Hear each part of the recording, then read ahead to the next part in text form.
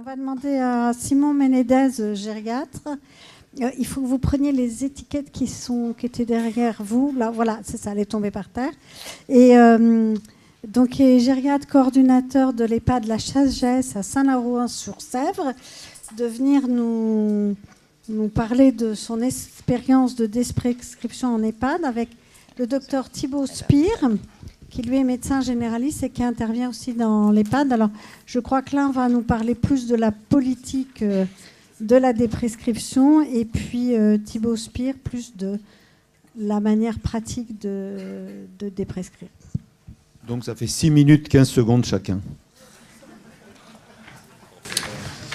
C'est un vrai défi. C'est un vrai défi de passer derrière la cousine qui chante. En fait, je vais vous parler d'un EHPAD. Alors, EHPAD, vous y intervenez tous. Et je reprends le fil de Dr Medjahed, à savoir que j'ai été admiratif devant le courage de la machine. Qu'est-ce que c'est qu'une EHPAD pour les... Tout à fait. EHPAD, donc, c'est une maison de retraite avec le terme moderne et romantique d'établissement d'hébergement pour personnes âgées dépendantes. Voilà, maison de retraite pour les aînés. Donc, Dr Medjahed, moi je suis admiratif devant la machine à laver à la suite d'un parcours hospitalier jonché de plusieurs étapes. Vous imaginez que quand le résident ou le patient qui a suivi ce trajet arrive à son domicile ou en EHPAD, vous voyez le boulot qu'on a à faire aussi. Que fait la police d'ailleurs, notamment en SSR, qui était juste avant la sortie. Donc je suis médecin co, gériatre, mais ça n'a pas de... Si, j'ai un rôle, c'est que j'établis une politique ou un programme de, non pas de déprescription, mais de lutte contre la iatrogénie. La déprescription n'est pas un objectif, mais un moyen. Je suis parti d'un principe très bête, arithmétique, qui a déjà été cité tout à l'heure. Moins il y a de lignes, moins il y a d'interférences, et moins il y a de iatrogénie. Le positionnement du médecin co est fondamental. Je ne suis ni formateur, ni contrôleur, ni expert, et encore moins un donneur de leçons à des médecins qui ont leur liberté de prescription, qui ont leur colloque singulier. Un principe de réalité, le prescripteur réévalue d'autant mieux l'ordonnance qu'il dispose de deux atouts. Le temps, et tout à l'heure Thibaut, le docteur Spire, me contredira, le temps pour l'acte médical, mais également les informations sur la vie courante. On a vu tout à l'heure l'importance de la tolérance, de l'observance du médicament. Alors des freins et des leviers. Le temps qui court, c'est le principal frein. Vous avez tous vécu un empressement de visite dans un EHPAD et on ne trouve pas l'infirmière, voire même parfois on ne trouve pas le résident dans sa chambre et du coup on dépose l'ordonnance parce qu'on a le moteur qui tourne et la salle d'attente qui est pleine. Donc ça, il faut en tenir compte, c'est la vraie vie. Hein.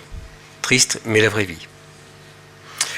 L'automatisation du renouvellement en bloc, ça c'est les informatiques, avec le bouton pour renouveler toute l'ordonnance. C'est super pratique, ça va très très vite, et donc on ne réévalue pas l'ordonnance, mais on appuie plutôt sur un clic. Encore un frein, la pression infirmière et du vendredi. Alors celle-là, elle est terrible. J'ai fait une petite étude sur les prescriptions selon le jour de la semaine et l'heure. C'est assez génial. Les antibiotiques du vendredi. La carence médicale et l'indisponibilité, donc ça c'est un facteur grandissant dont on souffre dans la région d'où je viens, c'est-à-dire en Vendée, enfin tout du moins où on travaille avec Thibaut, qui est parti d'ailleurs, c'est la désertification. La formation médicale, vous l'avez dit tout à l'heure, on apprend à prescrire, on n'apprend pas à déprescrire, même si l'HAS a sorti des brochures de bonnes intentions qui ne reflètent pas la vraie vie. Les retours d'hospitalisation, on en parlait tout à l'heure, hein, Dr Medjahed l'a subi aussi. Et puis la confraternité, le cardiologue, le neurologue, le psychiatre aussi. Hein. Puis le neurologue avec les anticholinesterasiques. On a eu des petits courriers sympas. sur le déremboursement. Voilà. Des leviers positifs, c'est-à-dire tous les moyens, tous les arguments, tous les prétextes que l'on peut avoir pour favoriser et étayer une des prescriptions. Le contact avec l'infirmière et toutes les données de la vie courante, on en parlait tout à l'heure, comment elle dort, comment elle déglutit ses médicaments. Prescription anticipée. Alors ça, c'est un projet très fort qui marche. Nous avons établi, nous, des prescriptions anticipées dans les situations de la vie courante qui ne nécessitent pas d'examen clinique.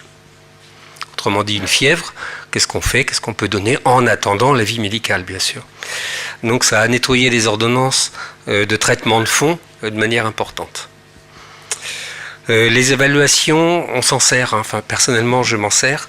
Les évaluations, les rapports, les recommandations. Les alertes labo, c'est génial. Là, ça se déprescrit tout seul, là, il n'y a pas grand-chose à faire. La NSM, les centres régionaux de pharmacovigilance, lorsqu'on a un signalement d'incident, mais on en profite pour faire des petits dans la maison de retraite, à savoir que ce traitement est potentiellement à risque. La NAP, les enquêtes flash, les rapports d'activité, bon, tout ça c'est de l'institutionnel, c'est bourré d'abréviations, c'est toutes nos contraintes institutionnelles. Les fins de prise en charge par l'assurance maladie, alors ça c'est du pain béni, hein. Pain béni lorsque c'est les anticholinésterasiques en particulier.